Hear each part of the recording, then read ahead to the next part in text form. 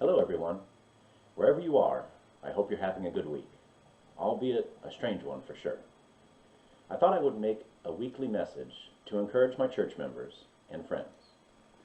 We're living through amazing times right now. I remember last Wednesday watching TV reporters talk about the NBA suspending games. I'd heard about the coronavirus, like all of you prior to that, but all of a sudden this was literally a game changer. NBA, gone. March Madness, done. Baseball, not happening. Golf, forget about it. As we listened to the news coverage, I turned to my wife, Jeanette, and said, "This is wild. It feels like 9/11. Only September 11th was just one day that changed the world. I think this is bigger. 9/11 mostly affected the United States. This pandemic is touching the whole world. For one of the few times in Earth's history, we all have a common enemy. And this enemy doesn't care about national borders, race, gender, or any of the things that we normally use to categorize and separate ourselves. This coronavirus is not a China problem. It's not a big city metro problem. It's also not an elderly and sick people problem. This is a world problem. It affects us all. More than ever, we are one family. Now, it's sad that it takes a virus to unite us as a human race. And yet, from the news reports and social media posts, even with this common enemy, we haven't become united. Instead, several have chosen to look out for themselves and buy more supplies than is needed. Others have been developing theories of who's to blame for this. I'm not sure that this is really helping with the world emergency that we have on our hands. But I do hope and pray that this pandemic will slow people down. It has slowed me down for sure. I remember the counsel in the Bible that is normally hard to keep. Be still and know that I am God. Psalm 46, verse 10. I hope we will take time to slow down, to read God's Word, to spend time with immediate family, and to listen to what God is asking us to do.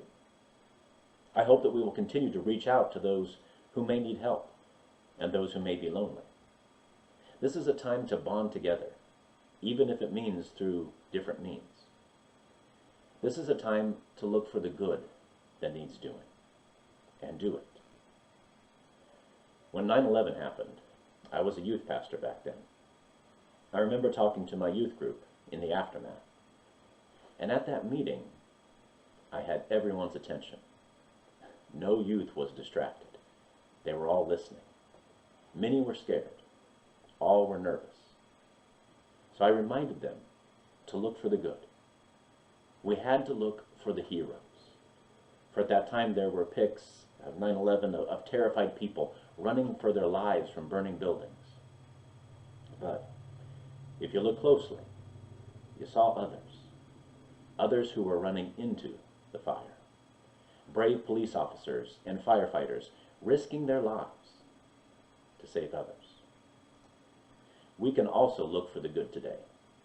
Now, this virus is an enemy that we can't see, but we can see the brave people risking their lives and the lives of their loved ones to fight it. We can see the nurses going to work at the hospital. They aren't working at home. We can see the doctors still seeing patients. We can pray for these people and thank them for their service. We can pray for the scientists around the globe who are working to find something that will stop this pandemic. And we can listen to leaders everywhere who are making difficult decisions to cancel events. Even good events are being sacrificed right now for the greater good of slowing down this unseen enemy. Let's not panic. Let's not cast blame. Let's not divide. Let's unite. But not as a nation and not as a church. Let's unite as a race, the human race, because we're all in this together. Let's support those who are weaker by doing the social distancing for a time. Let's thank and support those who are on the front lines to care for others. And let's look for ways to do good, in word and in deed, if we can. I saw this meme on Facebook and I thought it was wise. Let's not assume it's Revelation 13 when it appears to be Leviticus 13.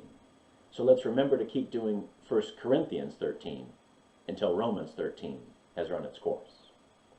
If you don't know those chapters, go check it out and read them. But before I close for now, just a couple announcements from my church members at Piedmont Park. We will not be having live worship service or Sabbath school for at least the next 2 weeks, and most likely longer. The church will not be open for meetings as we follow the guidelines of no meeting with more than 10 people. The pastors, elders, and board will meet to discuss future plans and what we will do through video conferencing. At this point, we're going to have to cancel our Journey to the Cross event on April 11th.